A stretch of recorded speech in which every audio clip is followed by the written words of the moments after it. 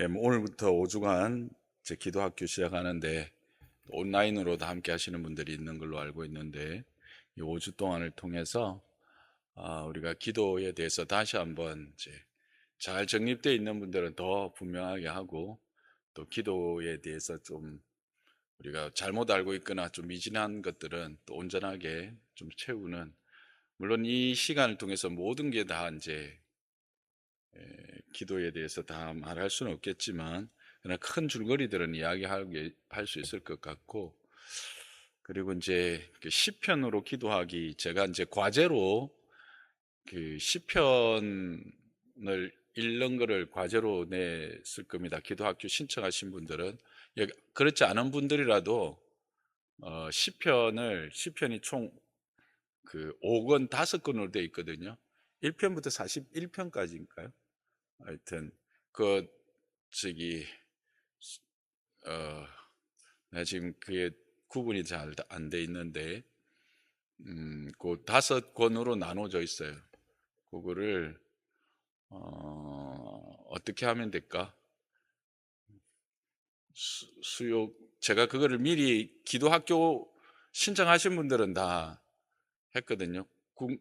궁금하신 분들은 김진숙 전수사님에게 개인 카톡을 남겨 주시면 그 분량이 나옵니다. 그래서 매주 그 한 권씩을 읽고 오시면 좋겠습니다. 그래서 이제 구체적으로 우리가 나중에는 이제 말씀을 가지고 기도하는 게 제일 좋은 거거든요. 그래서 이제 말씀으로 기도하는 훈련 중에 가장 먼저 되는 게 이제 뭐 주기도문 가지고도 기도를 할 수가 있지만 이제 시편으로 기도하기를 좀 이번에는 실제적으로 한번 연습해 보려고 해요. 그래서 여러분들이 먼저 좀 읽고 나중에 그것을 함께 나누도록 하겠습니다.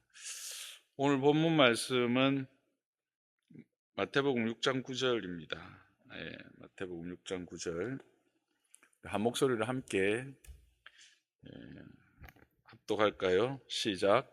그러므로 너희는 이렇게 기도하라. 하늘에 계신 우리 아버지여, 이름이 거룩히 여김을 받으시오며. 우리가 잘 아는 주님이 가르치신 기도의 첫 구절이지요. 제자들이 예수님께 와서 본문에 마태복음에 안 나왔지만 다른 복음에 보면 우리에게 기도를 가르쳐 달라고 했을 때 예수님께서 이렇게 기도하라 하면서 가르쳐 주신 기도가 우리가 잘 알고 있는 주님이 주신 주기도문이지요. 여러분은 언제 기도하세요? 왜 기도하게 되세요?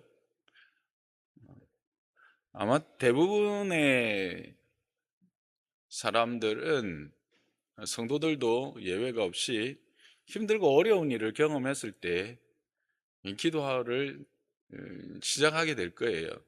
음. 오늘 우리가 함께 교재로 삼았던 그 팀 켈러 목사님도 그런 기회로 다시 기도의 자리로 들어갔다고 말하고 있죠. 팀 켈러 목사님은 뉴욕 맨하탄이라고 하는 곳에서 도시 선교 쪽으로 이제 사역을 하셨던 분입니다. 그러니까 도시 교회를 개척하고 세워 나가는 그런 사역을 하셨는데, 맨하탄에 있어요. 그 9.11이 어디에서 일어났죠? 1999년인가요? 90 하여튼 9.11 9월 11일 날 그게 뉴욕 맨하탄에서 일어났죠. 그 안에 있던 사람들은 이 일로 말미암아 거의 그냥 트라우마에 빠져 있었어요. 엄청난 사건이죠. 뭐 그런 것을 경험하던 그 해에 마침 그 사모님도 크론병이라고 하는 병에 걸린 거예요. 그리고 본인은 갑상선 암 진단을 받게 됐죠. 그러자 이제 사모님이 이제 우리 팀 켈러 목사님에게 제안을 하죠. 우리가 기도를 하자.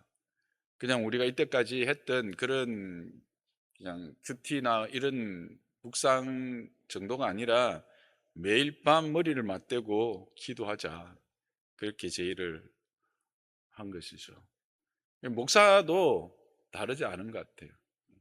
솔직히 뭐 말씀도 있고 묵상도 하는 일상적인 그런 기도를 하지만, 특별히 어떤 기도에 매진하고 기도라고 하는 그 자리에 나아가는 계기는 힘듦과 또 어려움, 해결해야 될 문제가 나타날 때 그렇게 기도하는 것 같아요.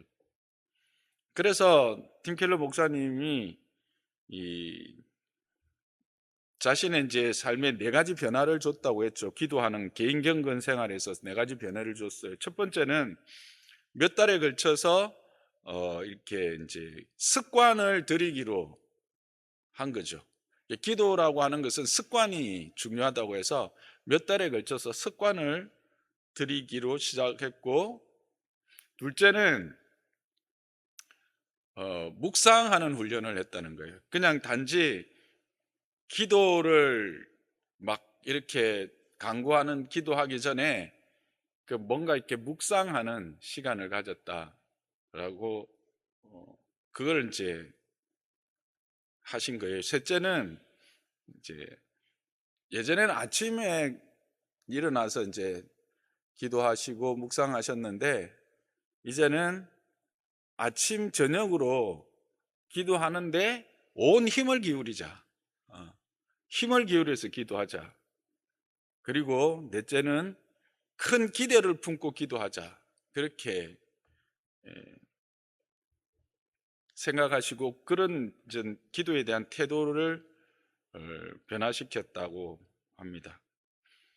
그렇게 해서 기도하자마자 어떤 변화가 있었을까요? 두 해를 그렇게 기도했더니 한 2년이 지나자 뭔가 어떤 돌파구가 열려지는 것을 경험했다고 합니다. 그 기간 동안 삶과 또 마음의 상태와 상황들은 그냥 오르락내리락 엎치락 뒤치락 그런 것들이 계속되었다고 하죠.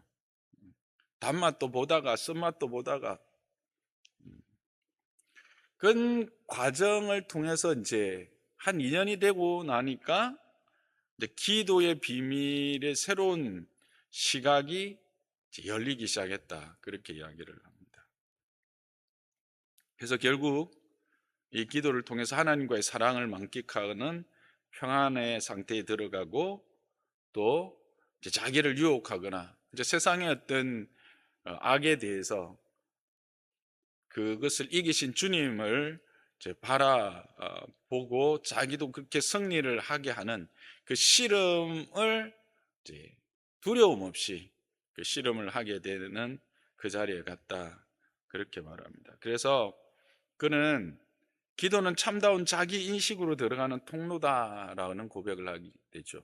이게 무슨 말입니까? 우리가 지난번에 기독교가 무엇인가를 했을 때 두 가지 질문, 세 가지 질문, 두 가지 질문이죠.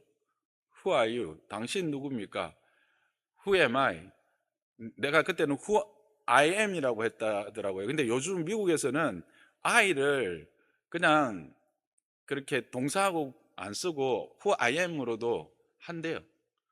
뭐 굳이 그런 말까지 할 필요는 없는데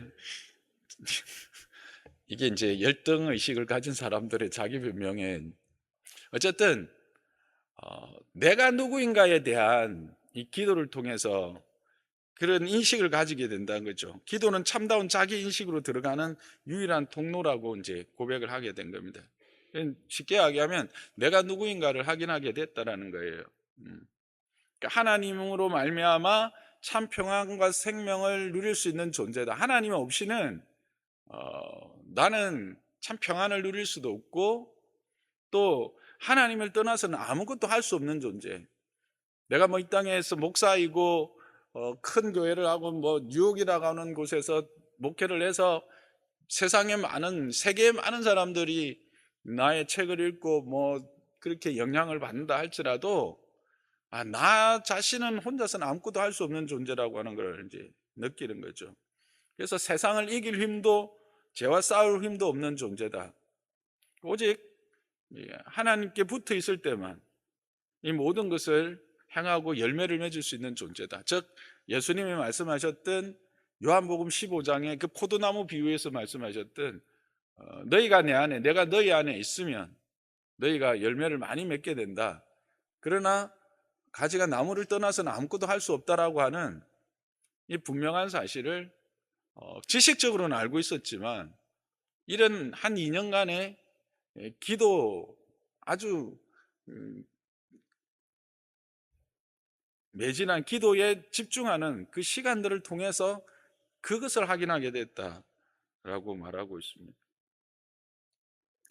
그래서 이 팀 켈러 목사는 기도는 마음의 변화, 다시 말해서 하나님과의 사랑을 다시 조율하고 조정하는 주요한 도구다라고 하는 것을 확인하게 된 겁니다.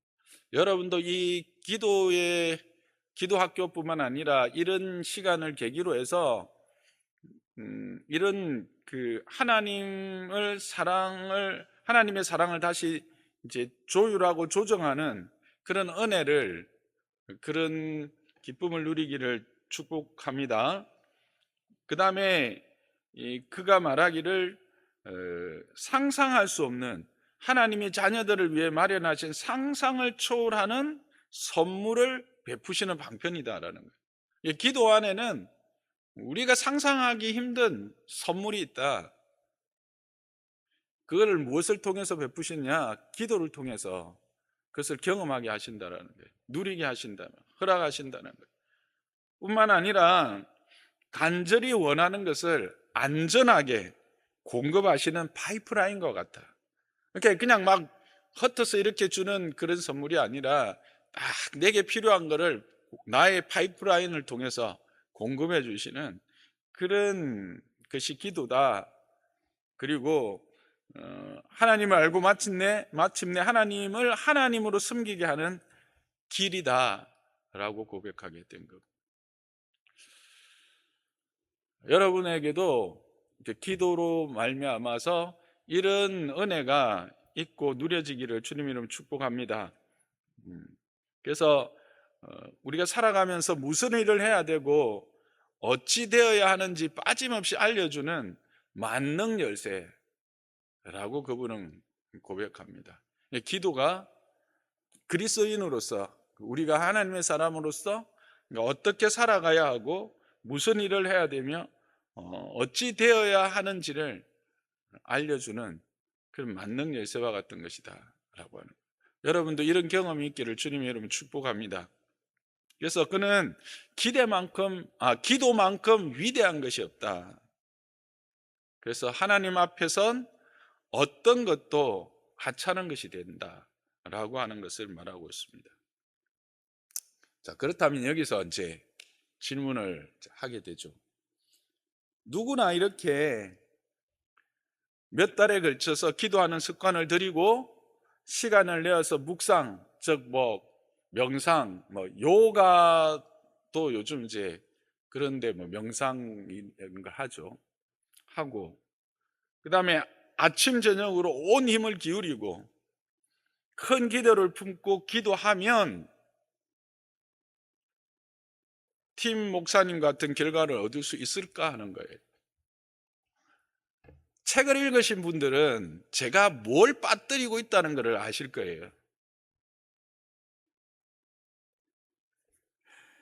제가 지금 말하고 있는 것에서 뭔가 좀 허전한 것들이 있다는 걸 아시겠습니까? 지금 제가 말씀한 것에는 많은 것들이 빠져 있어요. 대상이 빠져 있고요. 내용들이 빠져 있어요.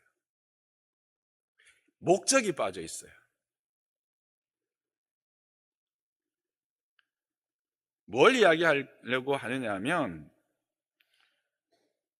누구나 이런 일반적인 어떤 습관을 들이고 훈련을 하고 온 힘을 기울이고 기대를 품고 기도하는 것, 그러면 그 기도는 다 내가 원하는 대로 이루어진다 라면 우리의 기도와 세상의 기도가 달라요, 같아요? 다른 게 없어요. 똑같아요.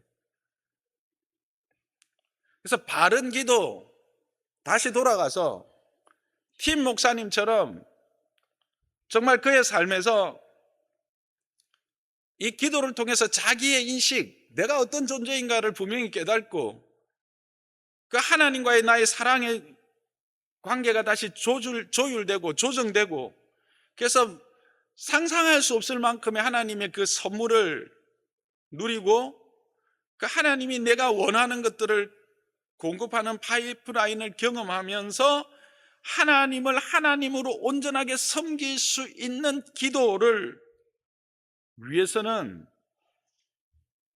바른 기도를 배워야 된다는.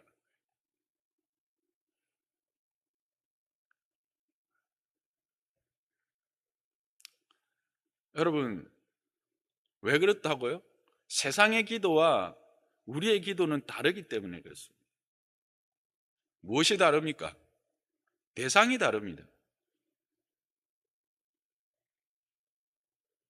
우리는 누구에게 기도합니까? 참 하나님에게 기도합니다. 여호와 하나님입니다.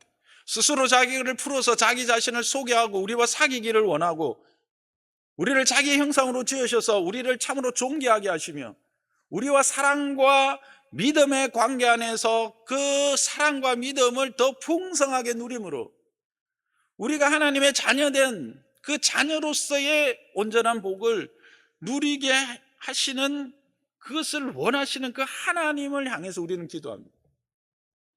반면에 세상 기타 종교와 사모니즘들은 어떻습니까? 이 하나님이 그들의 기도의 대상이 아닙니다.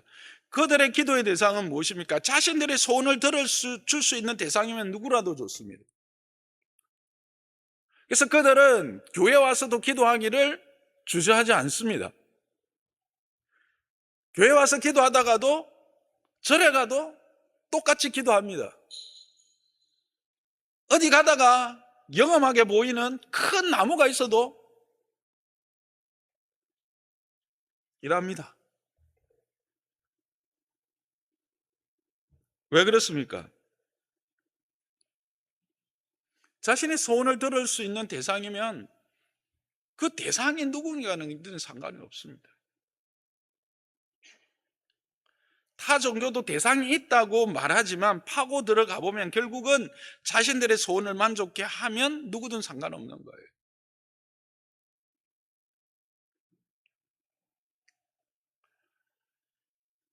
반면 우리는 우리의 소원이 아닌 그분이 뜻이 중요한 자들입니다. 그리고 우리의 기도의 대상이 아주 중요합니다. 누구에게 기도하는가가 중요하다라는 거예요. 그래서 하늘에 계신 아버지에게, 하늘에 계신 아버지에게, 하늘에 계신 어떤 아버지? 우리 아버지.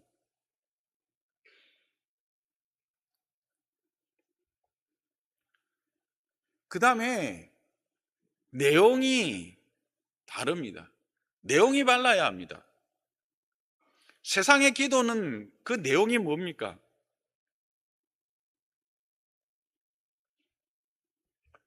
자기의 소망함, 그것만으로 채워져 있습니다.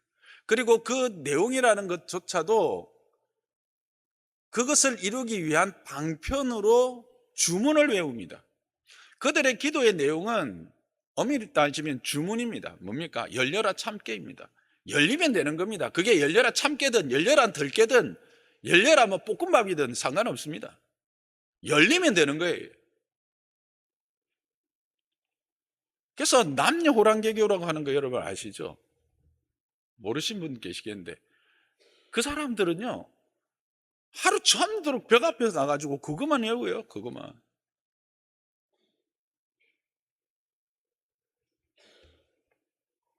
주문입니다. 그들의 기도는 내용이 없습니다. 주문이 있을 뿐입니다. 우리의 기도는 어떻습니까? 분명한 내용이 있습니다. 하나님 나라와 그의 뜻을 구하고요, 우리의 영육의 필요를 구합니다. 하나님의 뜻이 하늘에서 이루어진 것처럼 이 땅에서 이루어지기를 기도하고요, 우리의 필요, 일용할 양식과 제사함과 시험에 들지 않고 악에서 구하여 주시길, 그리고 결국엔 하나님의 영광을 구하는 것이 우리의 내용이죠. 크게 따지면 그렇습니다. 어쨌든 우리는 분명한 내용이 있고요, 그리고 목적이 있습니다. 우리의 기도의 목적은 무엇입니까? 우리의 존재의 이유와 관련이 있지요.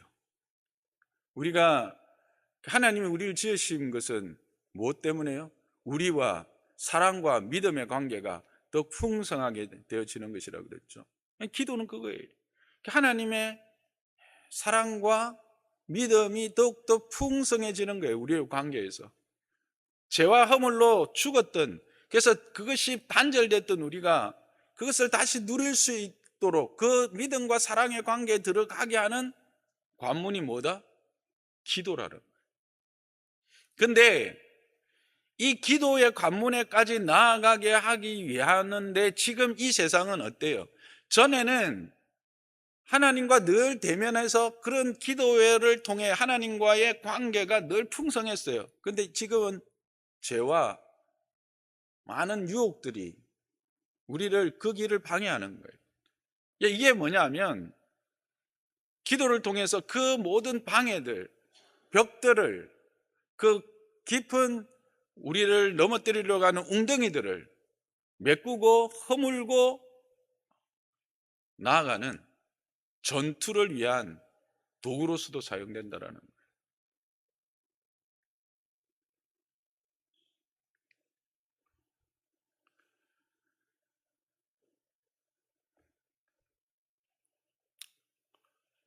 그래서 많은 이들이 처음 기도할 때 힘든 일이 뭡니까? 기도하기로 마음을 먹고 딱 맞닥뜨리는 첫 자리는 영적인 공허감입니다. 기도를 해도 하나님이 안 느껴져요. 기도를 하는데 하나님이 인식되지 않는 겁니다. 그냥 허공에 치는 것 같아. 공허해. 오히려 하루를 그냥 처음에서 이랬나? 한 달? 왜 이러지? 여전히 채워지는 것 없는.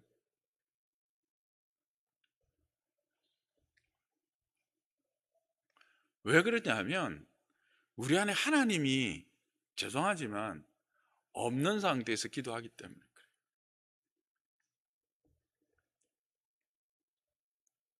하나님이 없는 기도는 허공을 치는 거거든요. 근데 이런 영적인 공허감 때문에 상심하지 말아야 돼요. 거기서 포기하지 말아야 돼요.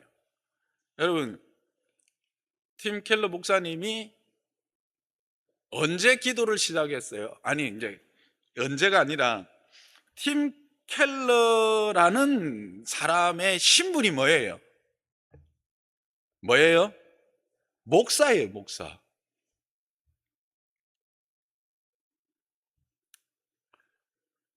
목사인데 기도를 하려고 하는데 영적 공허함 가운데서 이게 맞나 하는 그런 벽을 만났다는 거예요. 여러분이 그런 벽을 안 만난다는 것이 뭐하다? 이상하다. 전혀 기도 잘 안 하다가 문제가 발생하죠. 힘든 일이 생기죠. 아니, 해결해야 될 일이 생겨요. 내가 만약 기대하는 것이 또 생겨요. 음. 기도해야 돼요. 그렇게 해서 기도한다고 성격이 나쁘다고 말하지 않았어요. 예수님도 분명히 그 부분을 어, 기도하라 했잖아요. 일용할 양식, 앞에도 이야기했지만 일용할 양식 구하라. 그런데 그때 그렇다고 해서 우리가 어떤 이 목사님이 경험했던 그와 같은 나의 어떤 존재의 인식과 하나님의 은혜와 그 부요함과 원래 기도가 우리에게 주려고 했던 그 사랑과 믿음의 교제의 부요함, 그리고 내가 생각했던 것 이상으로 허락하신 하나님의 은혜의 경험들, 그것들을 경험하고 누릴 수 없다라고 하는 사실이죠. 근데 그것은 이상한 것이 아니다. 이 목사님도 몇 년? 며칠이 아니야. 몇 달이 아니야. 몇 년? 2년. 그 2년 안에는 계속 오르락 내리락 엎치락 뒤치락 하기를 거듭한다라는 거예요. 단맛 쓴맛 다 보는 과정이 필요하다는 거예요.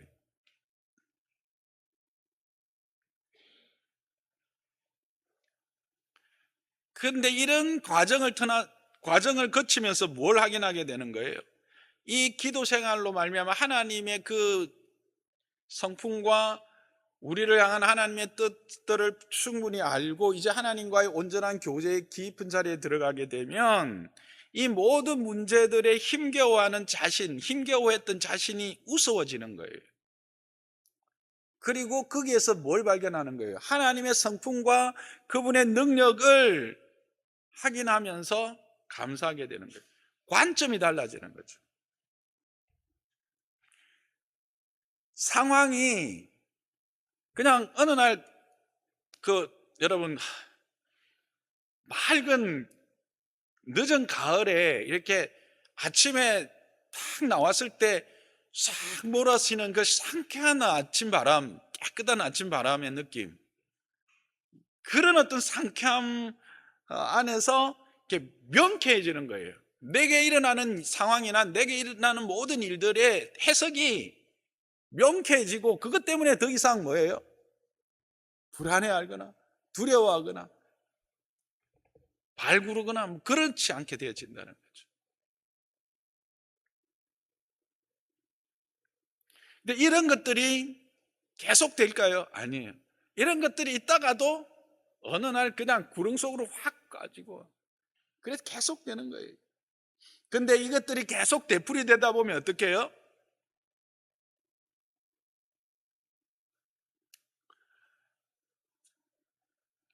의무가 아닌 기쁨에 이르는 길을 경험하게 되는 거예요. 처음에는 이 기도라는 게 뭔가 그리스도인이 되면 뭔가 이렇게 내가 뭐 목사가 되고 장로가 되고 집사가 되고 권사가 되면 그 의무로서 해야 될 것처럼 생각되는데 이런 은혜들의 경험들이 쌓이게 되면 그 다음은 이게 의무가 아닌 기쁨의 길이 된다라는 거예요.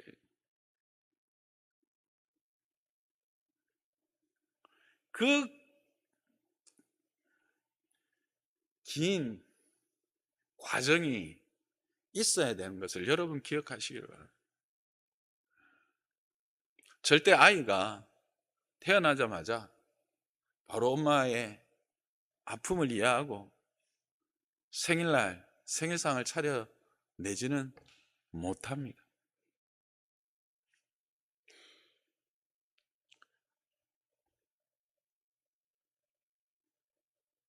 그렇다면 이런 하나님의 은혜를 이렇게 이제 목사님은 그래도 2년이라는 시간을 통해서 이런 자리에 들어갔잖아요. 그러려면 어떻게 했을까? 무엇을 했을까? 다시 한번 그 목사님의 에, 그 결단을 한번 따라가 보면요.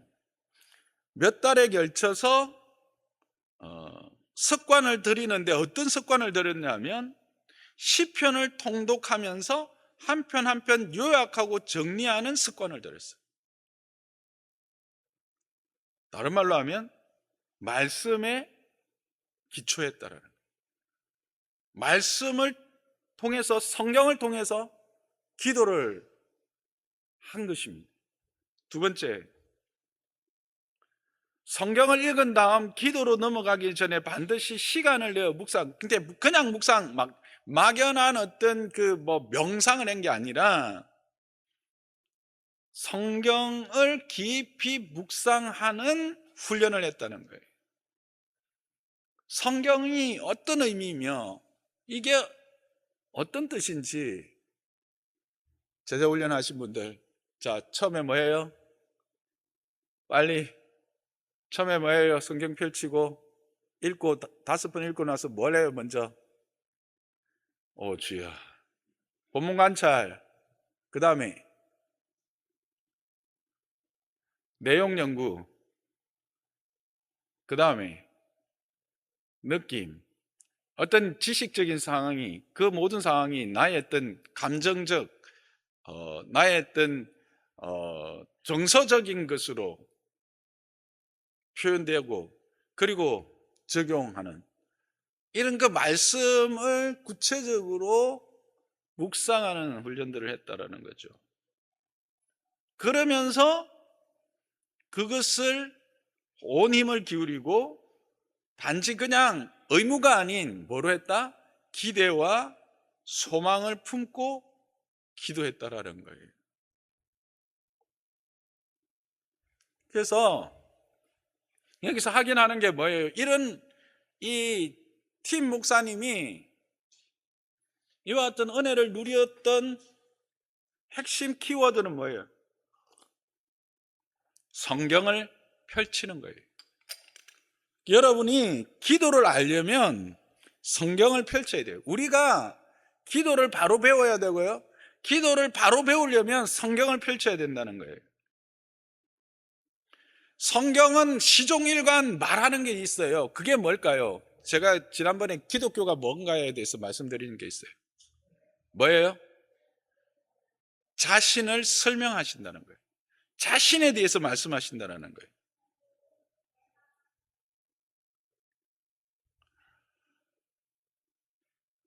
그래서 기도라는 게 뭐냐면 이 하나님이 자신을 말하는 그 하나님의 손길과 영광이 어떠한가를 알며 그 큰 손길과 그 영광에 나를 맡기고 그게 내 삶 가운데로 들어오게 하는 게 기도예요. 기도라는 게 뭐라고요?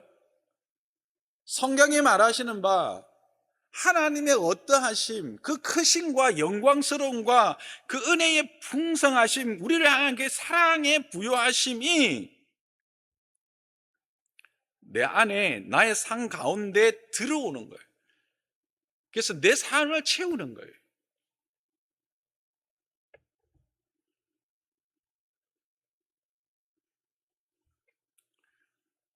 그러면 두려움이 있겠어요? 염려가 있겠어요? 없어요. 평안해요. 그리고 하나님은요, 약속의 하나님이, 그 약속의 신실하심에 대한 기대가 있으니 하나님의 때에 하나님 방법으로 허락하셔요. 그래서 기도하지 않는다라고 하는 것은 계율을 어기는 정도가 아니라 하나님을 하나님으로 대하지 않는 행위다 라고 이야기를 하는 이유가 거기 있는 거예요.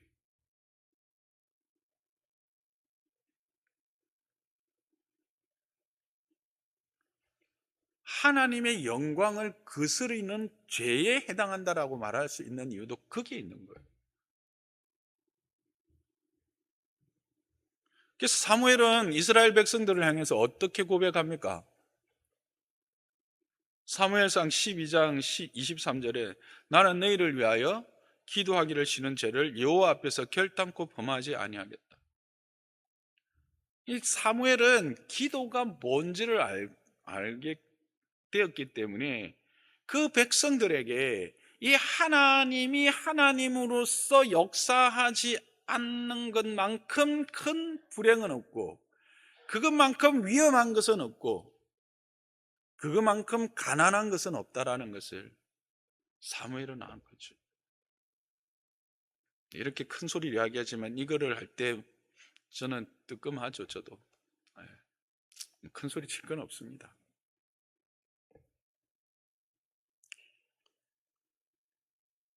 그래서 구약은 여기서 한 가지 변명을 하자면 이러면서 저도 잘하고 여러분도 잘하는 거 아니겠습니까? 여러분도 순장님으로서 또 뭐 교회의 장로로서 권사로서 이제 그렇게 이제 기도해야 되는 분명한 이제 당위를 우리가 확인하게 되는 거죠. 그래서 구약은 이 다윗과 선지자들의 기도로 가득 차 있는 것입니다. 그래서 신약에 오면 예수님이 직접 기도를 가르치시기도 하시고 자신이 모든 일에 기도를 시작하는 모습을 보여주시잖아요.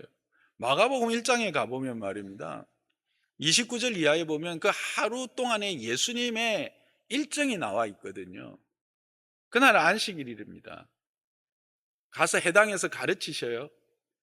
오후에 와서 베드로의 집이, 제가 가봤는데 여러분도 같이 가봤으면 좋겠어요. 그 베드로의 집이 갈릴리 바닷가에 가까이 있어요. 그 바로 붙어서 뭐가 있었냐면 회당이 있어요. 그러니까 베드로가 어떤 사람들은 막 무식한 사람이다 하는데 절대 그렇지 않습니다. 선주였습니다. 선주. 예, 그곳에서 유명한 선주였고요. 해당 딱 붙어 있어서 누구보다도 이 토라 율법에 대해서, 말씀에 대해서 잘 아는 자였어요.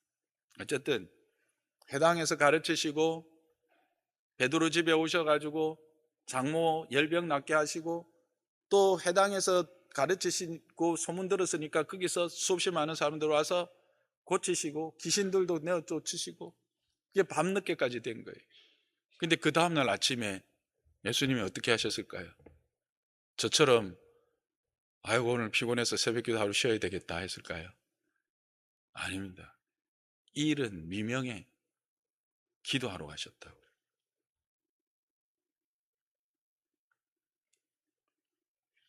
그러면서 예수님이 그 나면서부터 거품을 물고 졸도하고 그 넘어가는 아들을 데리고 온 그 아이를 지키고 난 이후에 제자들이 왜 우리한테는 이런 일이 안 일어납니까? 우리도 기도했는데, 우리도 막 이렇게 쫓아내려고 했는데, 귀신 쫓아내려고 했는데 그렇게 안 됐습니까? 했더니 기도 외에는 다른 방법이 없다.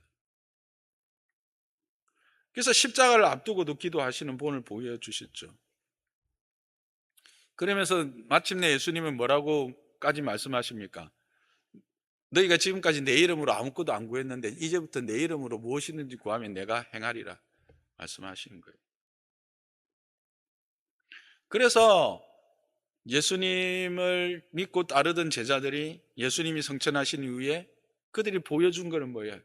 시간이 내어 모일 때마다 말씀을 배우고 기도하는 일에 힘썼더라. 사도행전 1장 14절, 2장 42절, 11장 5절, 12장 5절, 22장 2절에 쭉 나와 있습니다. 이렇게 기도할 때 그 응답으로 성령의 능력이 초대교회 성도들을 위해 충만히 임했던 것들을 우리는 확인하게 되죠. 이것들을 통해서 우리가 확인하게 되는 것은 뭡니까? 우리는 기도를 분명히 배워야 돼요. 기도를 그저 세상에 하는 그런 방법대로 하면 안 된다라는 거예요. 우리의 어떤 습관을 따라 하는 게 아니라 성경을 펴서 배워야 돼요. 성경이 말하는 기도가 뭔지. 그래서 그렇다면 성경이 말하는 기도는 무엇인가? 한마디로 말하면 두 가지를 다 이야기했어요. 지금 앞에서 내가 이야기 다 했어요. 성기도라는 것은 이와 같이 하나님과의 믿음과 사랑의 관계를 더욱 돈독하게 하고, 이 죄악된 세상에서 죄를 이길 수 있는 힘을, 또 죄악과 싸울 수 있는 어떤 전투력을 가질 수 있는 방편이 된다는 거예요. 그래서 어떤 사람들은 막 이런 것 중에 자꾸 이렇게 뭐 교제에 자꾸 집중하려고 하고, 어떤 사람들은 이 진리와 어떤 성령의 능력, 그래서 뭐 그 전신갑주를 입을 때 수시로 기도하라는, 기도가 이제 뭐죠? 지키는 사람, 이게 파수꾼간의 역할을 한다고 그러면서 막 이렇게 이야기를 하는데, 어떤 한쪽을 치우쳐서 성경은 말한 적이 없어요. 그래서 존 머리라고 하는 사람은 이런 이야기를 했어요.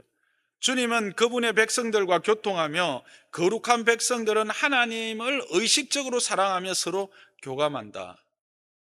참다운 신앙생활은 금속처럼 차가운 계약 관계가 아니다. 사랑하고 교통하는 열정과 온기를 느껴야 한다. 하나님과 나누는 교감이야말로 신앙의 정수이자 정점이기 때문이다 라고 말합니다.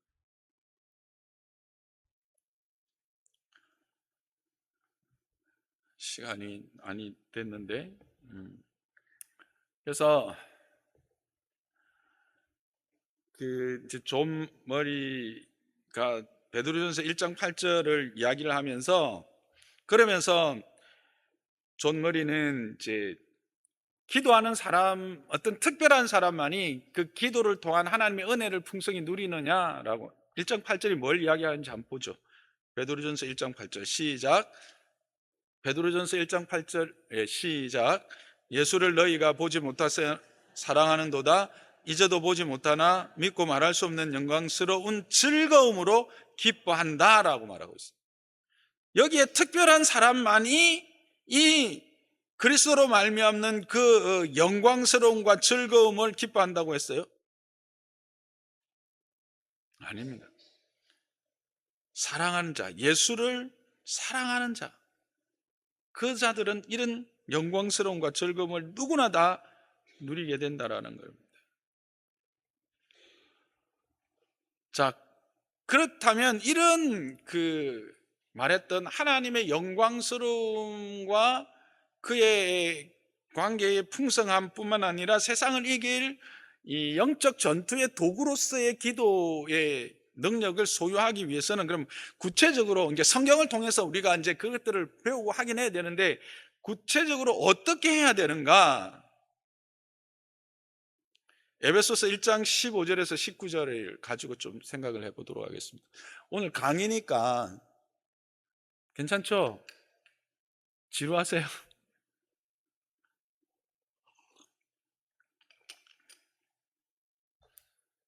한번 같이 읽어봅시다. 시작. 이로 말미암아 예수 안에서 너희 믿음과 모든 성도를 향한 사랑을 나도 듣고 내가 기도할 때에 기억하며 너희로 말미암아 감사하기를 그치지 아니하고, 우리 주 예수 그리스도의 하나님 영광의 아버지께서 지혜와 계시의 영을 너희에게 주사 하나님을 알게 하시고 너의 마음의 눈을 밝히사 그의 부르심의 소망이 무엇이며 성도 안에서 그의 영광의 풍성함이 무엇이며 그의 힘의 위력으로 역사심을 따라 믿는 우리에게 베푸신 능력의 지극히 크심이 어떠한 것을 너희로 알게 하려 하시기를 구하노랬습니다. 여러분, 여기에서 반복되고 있는 말이 뭔지를 보이십니까?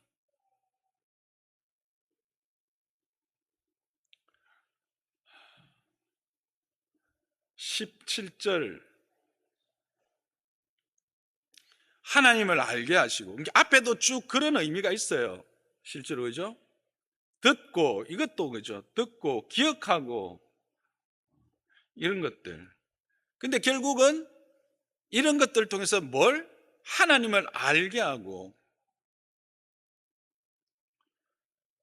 그 다음에 19절에도 너희로 알게 하기를 구하노라. 그러니까 이 본문의 핵심은 하나님을 알게 하고 너희로 하여금 그의 크심이 어떠한 것을 너희로 알게 하는 것, 이것입니다. 그러니까 우리가 제가 실제로 이거를 이제 쭉 하면서 진리는 하나로 통한다는 걸 알게 됐어요. 여러분들, 제가 지지난주 설교했던 기독교란 무엇인가를 했을 때 결국은 우리가 기독교는 뭔가는 아는 거예요. 하나님을 아는 거예요. 하나님이 누군지 알고 그리스도가 누군지를 알고 그분의 인카네이션이 뭔가, 즉 이 인간으로 오신 성육신 하심이 뭔가, 그의 십자가가 뭐를 의미하는가를 아는 것이 우리 신앙함이라면 기도도 동일하다는 거예요. 기도도 이 하나님을 아는 것입니다. 하나님을 구체적으로 알 때 우리가 이런 은혜 부요함 안에 들어가게 된다는 거예요. 그러면 이제 어떤 분들은, 목사님, 그러면 우리가 필요한 것들 구하는 것은 잘못입니까? 앞에도 말씀드렸지만 그거 아니거든요. 아닙니다.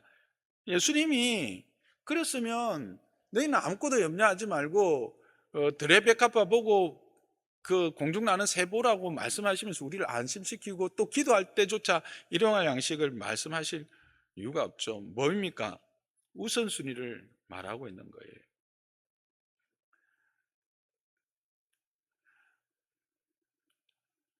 그래서 에베소서 1장 18절에 보면 능히 모든 성도와 함께 지식에 넘치는 그리스도의 사랑을 알고라고 여기도 그러니까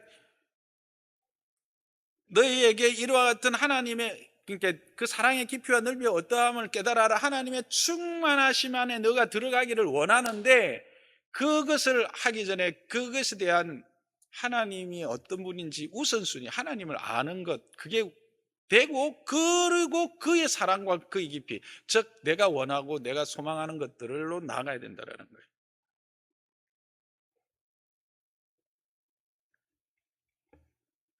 그래서 바울은 계속해서 그의 그 기도를 가르치는 것을 보면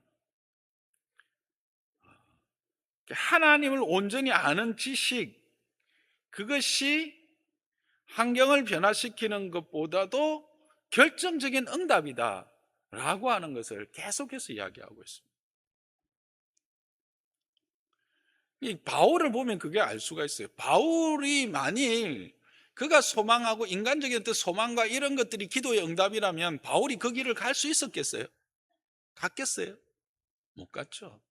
하나님을 아는 지식이 그 어떤 것도 소중한 거고 그 어떤 것도 풍성하고 부유한 것을 그가 알았기 때문에 모든 것을 뭐라고 여긴다? 배설물로 여긴다. 근데 그가 배설물로 여긴 거가 저 정도의 사람이 저의 지식과 저의 물질과 저의 가문 이런 것들을 그냥 아무것도 아닌 것으로 취급한 정도가 아니라는 사실이에요.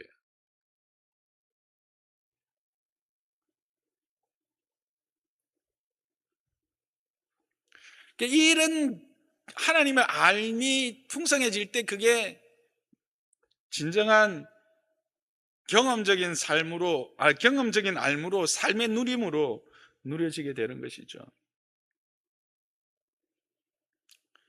많이 써놨는데 좀 빼고. 그래서 이 기도 생활에 있어서 중요한 게 뭐냐면 내면 생활에 우선순위를 두는 일이 중요해요. 이게 예수님도 지금 마태복음 6장에 주님의 가르치신 기도하기 전에 뭘 이야기하셨냐면 그 사람들에게 보이려고 거리에 나가서 기도하지 마라. 그 골방에서 기도하라. 즉 위선적 삶의 태도에 말씀하셨거든요. 내면 세계라는 게 뭐냐면 하나님의 임재와 인도하심, 궁극적인 승리에 대한 분명한 증거와 경험과 내적 확신에 거하는 거예요. 이 어려운 말인 것 같지만 그냥 쉽게 말하면 하나님의 말씀이 내 삶을 온전히 사로잡고 그 기록된 말씀이 단지 기록된 문자가 아니라 오늘날도 내 삶에서 역사하고 이 역사와 모든 삶에서 역사하시고 지금도 운행하고 계시다. 하나님의 뜻 안에서 진행되고 있다라고 하는 경험과 확신을 가지는 그런 것.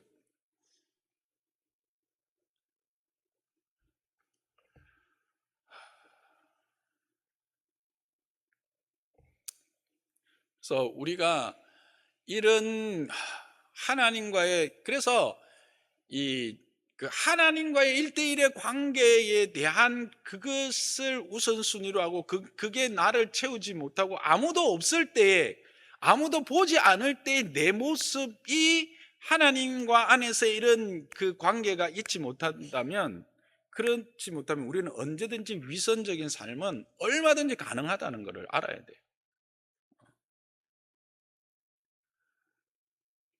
뭐, 여 앞에 서 있으니까 목사니까 뭐 늘 그렇게 할 거라 생각하십니까? 아니죠. 얼마든지 거룩한 척하고요. 할 수 있어요. 기도할 때 아주 신학적으로 유창한 기도할 수 있고요. 신학적으로 유창한 강의도 할 수 있어요. 근데 그것은 그것으로는 진정한 기도의 깊은 자리에, 온전한 자리에 들어가지 못한다는 거죠. 그래서 우리의 삶의 우선순위를 늘 어디에, 하나님과의 일대일, 사람이 아무도 없을 때 나는 누구인가에 대한 질문에서 부끄럽지 않은 자가 돼. 거기에 또 집중해야 돼요. 그런 기도자가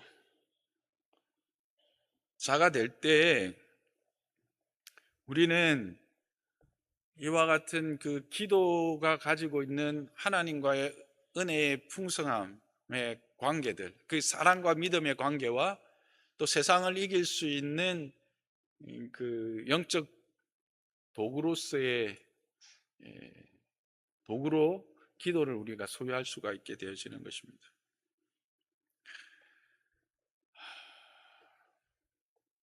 그래서 성경에도요,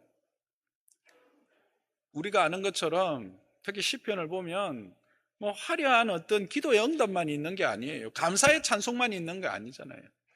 애원이 있고요, 탄식이 있고요, 간구가 있어요.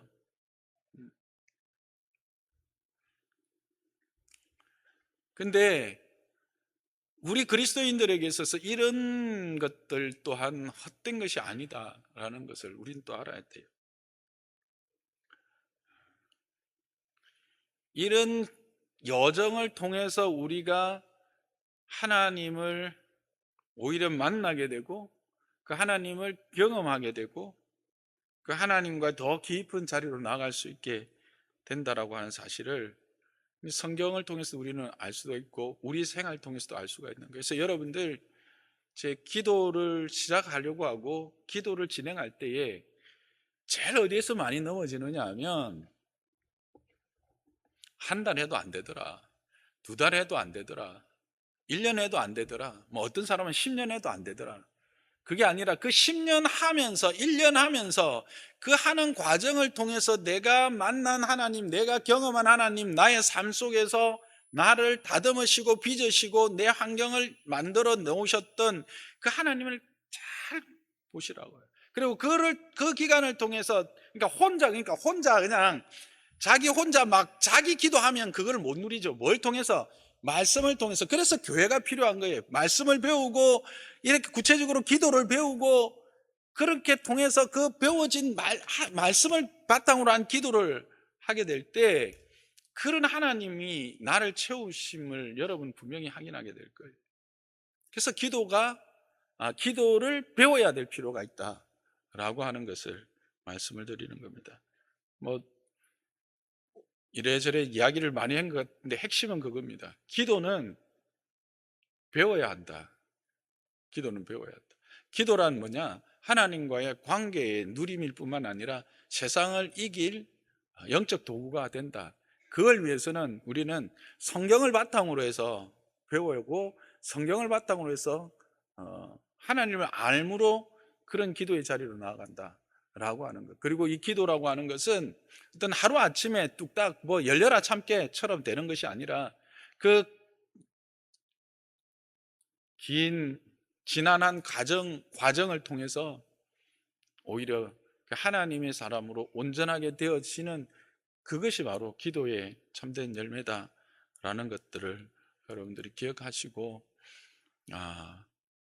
오늘 여러분들 마음에 각자 주시는 기도의 그러니까 이 시간을 임하는 자세라 또 기도의